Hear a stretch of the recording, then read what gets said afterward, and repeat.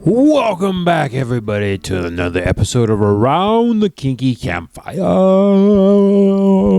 This is your host, Julius Marquise. I have another great episode for you once again on this Thursday here.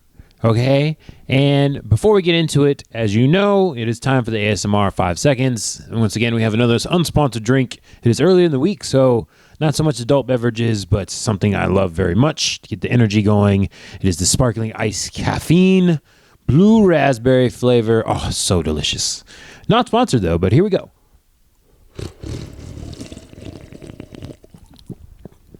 Yeah, 3, 2, 1, all that. It's so cold. Ooh, man. Yeah. I don't think we only got to like 2 seconds there, but still delicious nonetheless. No countdown, just straight into it. Okay. Very important topic we have for you today. And of course, I'm going to get to it as much as I can, but I'm not going to get through everything per the usual. But here we go. All right. So today's episode is the ocean personality traits. Okay, this is a very important personality test, personality traits, because it's the only one backed by science. Okay, if you guys didn't know that, all your little Hogwarts, who you are, Lord of the Rings, the Hogwarts, Harry Potter, Lord of the Rings, Simpsons character, Avatar character, whoever, is not backed by science. But this one actually is. Even Myers-Briggs, that one too. So all the legit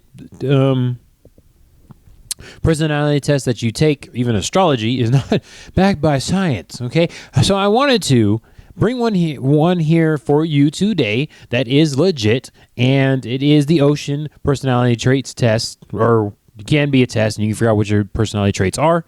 And I want to go over these very briefly with the limited time that I have for you. Okay, all right. So first thing we're going to do is we're going to talk about what Ocean means. It is an acronym. Okay.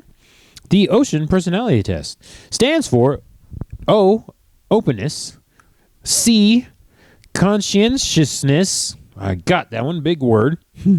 I can spell big words too. Okay, and extraversion, extraversion.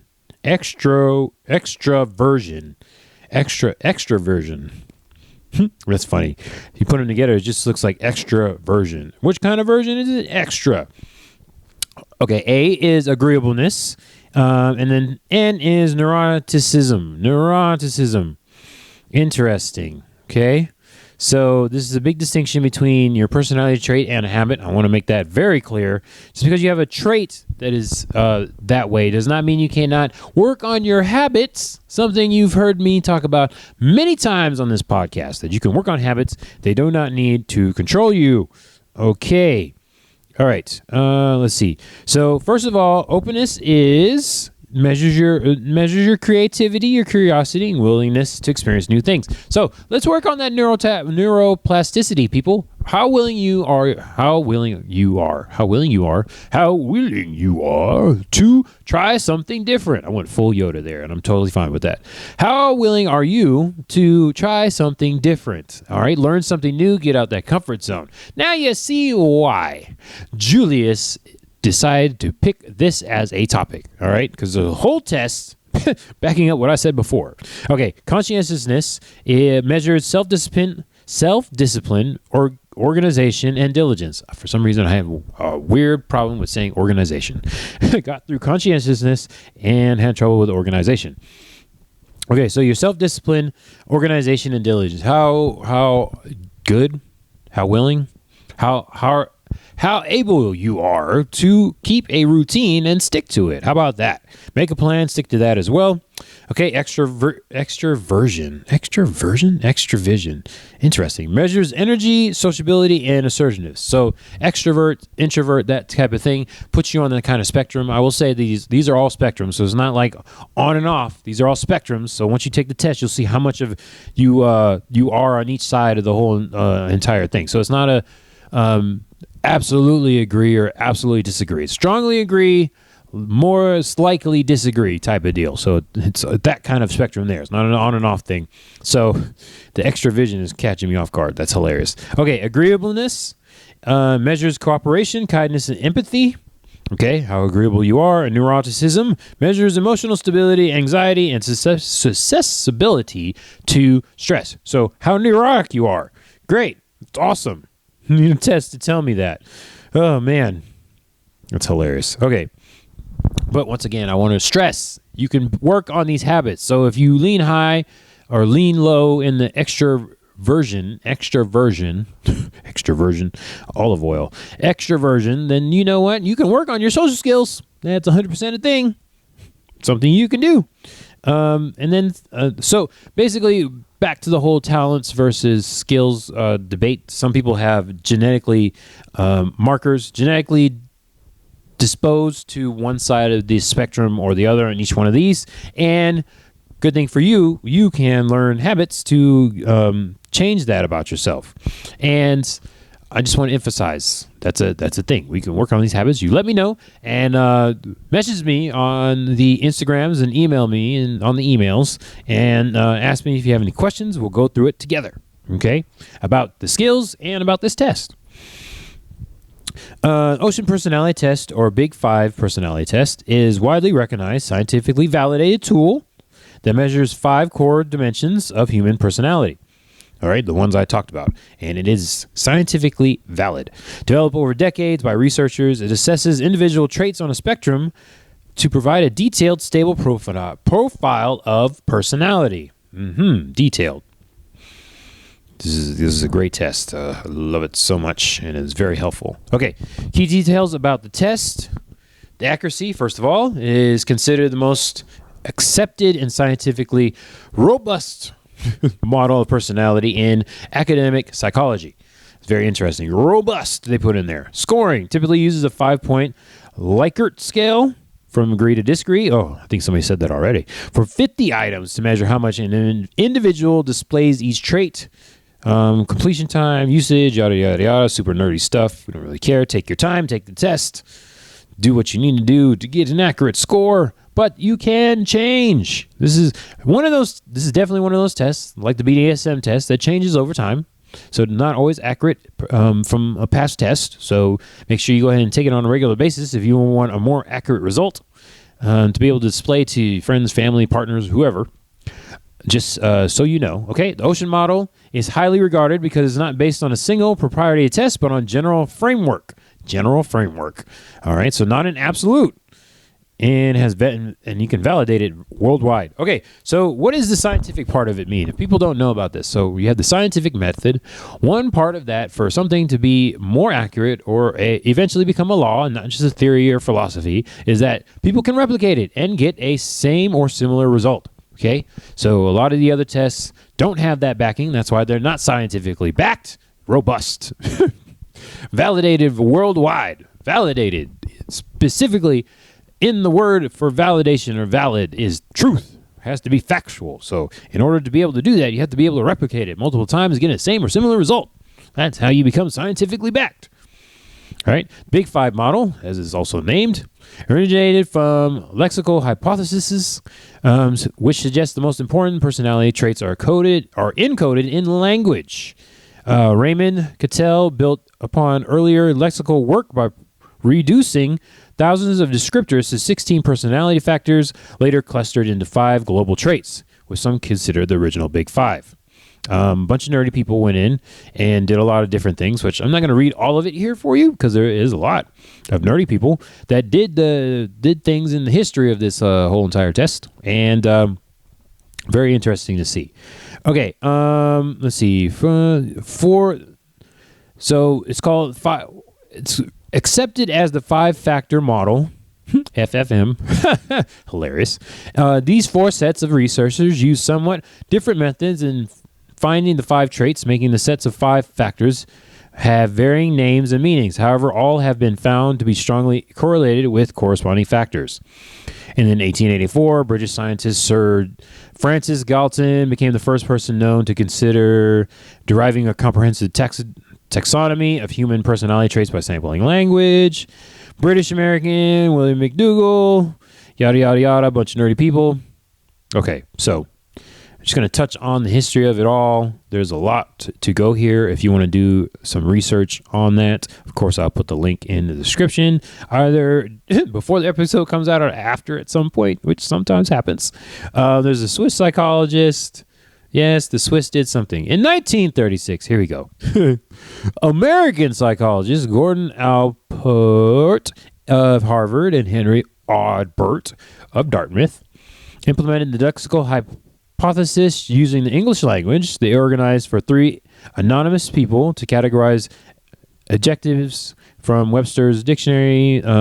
Goodness, the result was a list of 4,500 adjectives they believed were descriptive of observable and relatively permanent traits.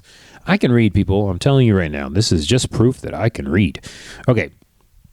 Let's skip to more recent times. 57, 4th edition, 6 factors were found to be present in Finnish people in 1969.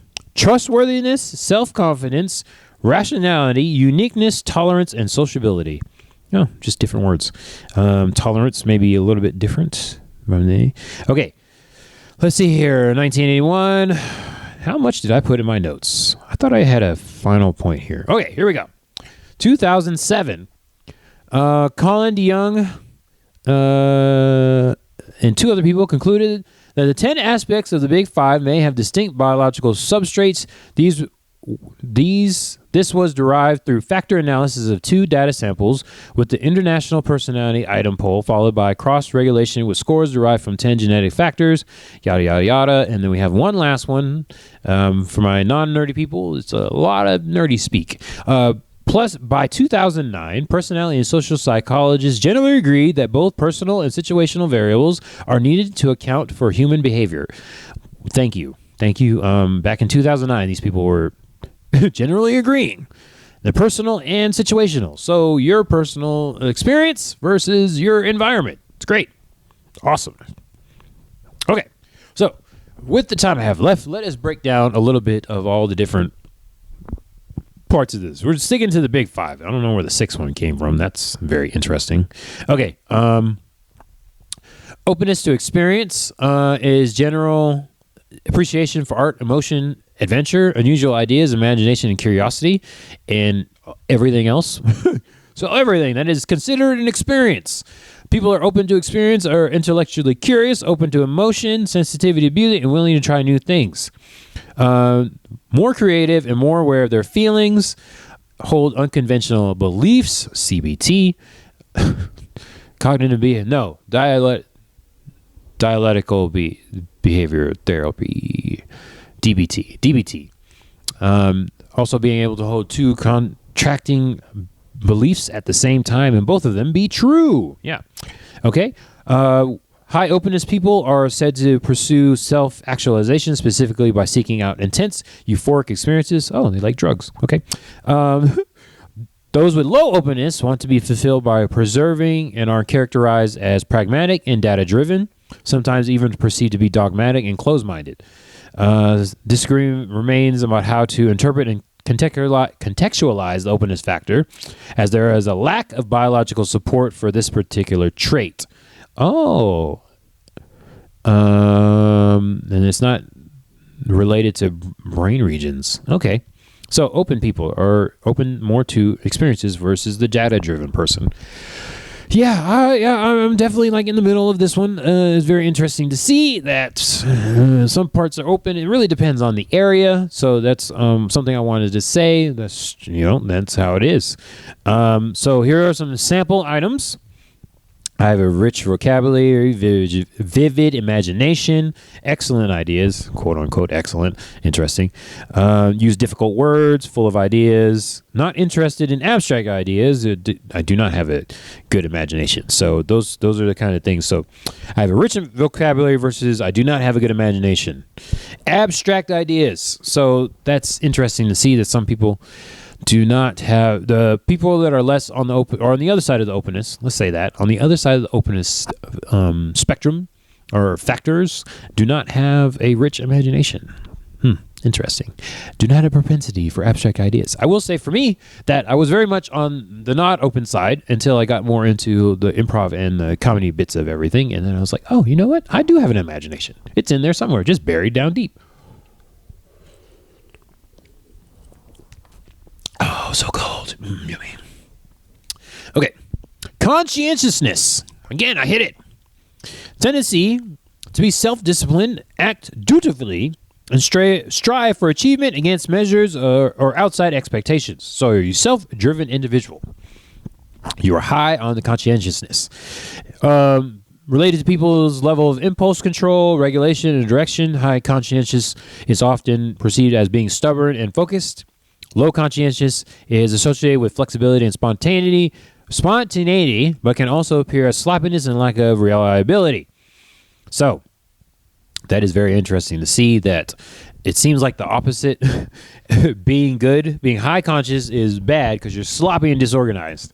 Yet you can focus, which is interesting. So I know a few people with the tism, as they say, I have those kind of things. I would argue, too, that if you are a neurodivergent type person, then that could come off very obvious to some people how you are, kind of, sort of. Yeah, sure.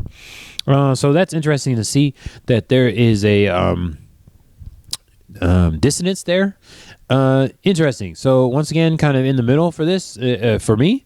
And yeah, there are, you can still be a functioning person, successful, quote unquote, that type of deal, even though you are high on one end or the other. Interesting. Okay, sample items. I'm always prepared. I pay attention to details. I get chores done right away. I like order.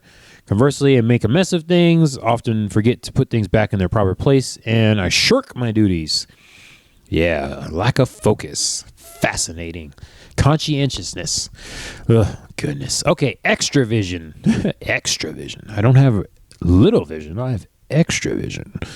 Okay, so extravision, as we know, introverts, extroverts, once again, characterized by breadth of activities, surgency from external activities, and energy creation from external means. Trait is marked by pronounced engagement with the external world. Oh, good Lord. I know where a lot of us are. Campsters out there, I'm pretty sure you know where you are too. Extroverts, interacting with people. They tend to be enthusiastic, action-oriented. As you know, this is a very funny thing because I talked about this a lot in one particular episode. Yeah, extroverts and introverts, yay, and ambiverts, woo, yay. They don't really have those for everything else where it's like right in the middle, there's another name for it, which is very fascinating in the ocean personality traits. So yeah, only one that has the ambi in there. Introverts, oh yeah, what are those? Have lower social engagement and energy levels than extroverts. They tend to seem quiet, low-key, deliberate, and less involved in the social world. Their lack of social involvement should not be interpreted as shyness or depression, but as greater independence of their social world than extroverts. Introverts need less stimulation and more time alone than extroverts. Does not mean that they are antisocial. If you did not watch that previous episode, it is a energy conservation. Okay, do you get energy from interacting with the social world, or do you need your alone time? But you can be an ambivert, which is in the middle and interact in the social world, and not lose all of your energy. You might be a steady loss, but you might be able to retain some of it. People are a combination of extrovert and introversion, where personality psychologist Hans Easneck suggested a model which differences in their brains produce these traits. So, once again, we're back on that whole entire thing. Is it a genetic thing to be an extrovert, introvert, or is it the actions you do and the habits you have? Fascinating. You should test on your own and do your own research, people. Trial and error. Okay, sample items. I'm the life of the party. I feel comfortable around people. Conversely, I do not talk a lot. I have little to say. Don't like drawing attention to myself. I'm quiet among strangers. Yeah, that's the big thing for me is the stranger bit. Stranger danger. I'm good with I have my ampervision. Extraversion. Ampiversion. Introversion. Vert. Interesting. Vert. So I'm an ambiversion. Comes out when I have like small group of people that I know, and anytime you put a new person in there, and then it's like, oh God, new person. Ugh. Okay. Got two more to go with a little bit of time left. Agreeableness. Agreeableness. Generally concerned for social harmony. And agreeable people value getting along with others. They generally considered kind, generous, trusting, and trustworthy. Okay, so whether you can trust people or people trust you. Also have an optimistic view of human nature. Oh boy, don't see that a lot. That's not true. In general, it seems like people are very nihilistic and less optimistic about the society nowadays. Ugh. Disagreeable individuals place self-interest among getting along with others. They generally unconcerned with others' well-being. Sometimes their skepticism about others' motives causes them to be suspicious, unfriendly, and uncooperative. Oosh. Yeah. Got a little bit of that too, but in general, I try to help all the people, and that's why I have a podcast. Okay. Because agreeableness is a social trait. Ooh, okay. Research has shown that one's agreeableness positively correlates with the quality of relationships with one's team members. Agreeableness also positively predicts transformational leadership skills. Very interesting. Very agreeable leaders were more likely to be considered transformational rather than transactional. Although the relationship was not strong, it was the strongest of the big 5 traits. However, the same study could not predict leadership effectiveness as evaluated by the leader's direct supervisor. Interesting. Okay. Let's see here. Okay. Conversely, agreeableness has been found to be negatively related to transactional leadership in the military. Oh man. Okay. Interesting. For instance, in their article, claim that conscientiousness and agreeableness are important to success across many different jobs. Okay. Transactional. Fascinating. Got to do a little bit more research on that, which is better for a leader.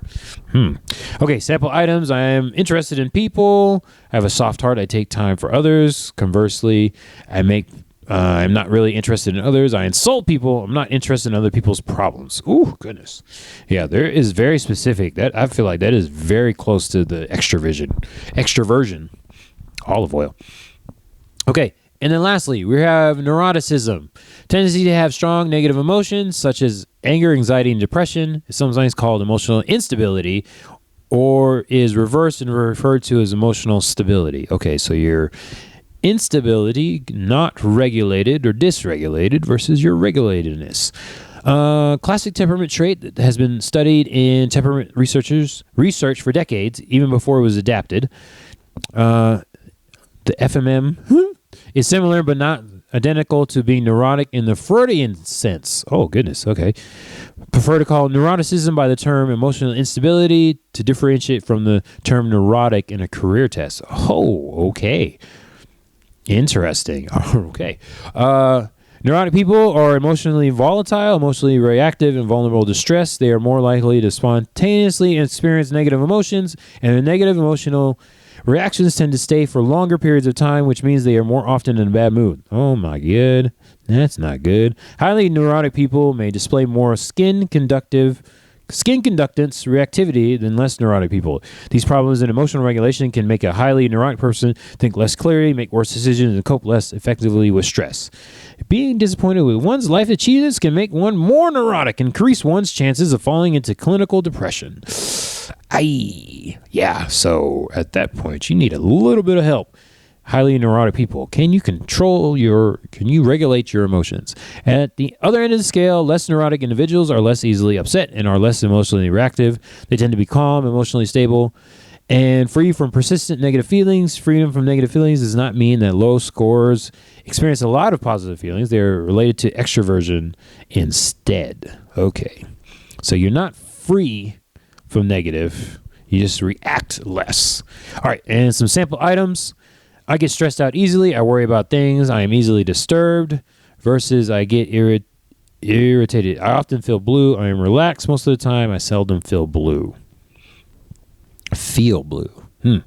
Interesting. Okay, so where do you lie on them scales there, campsters?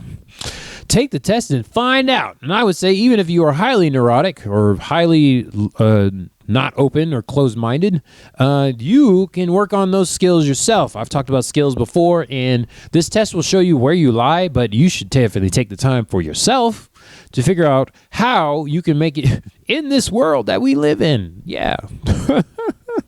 There are things like meditation will help probably with your regulation. That'd probably be something you should try out as a thing. Okay. Well, I could dive deep, as y'all know, and if you've been listening to a lot of these podcast episodes, that I talk about all these different kind of things related to all the different big 5 things in the ocean personality traits, and also the skills to help you work on it. I want, me, and I like to say I'm a socially awkward person recovering, but I'm still working on all those different things. So we're jumping back and forth on the extraversion and the introversion. Extraversion and the introversion. Amberversion. No, man, the spelling just caught me off guard. Extraversion. Olive oil. Okay, that's it for now, Campsters. Please rate this if you're listening on the Apples and the Spotifys, and you're on YouTube. Like and comment and subscribe, and catch us next time. Hit me up on the Instagrams, message me, emails, and if you have any questions, or let me know you took the test.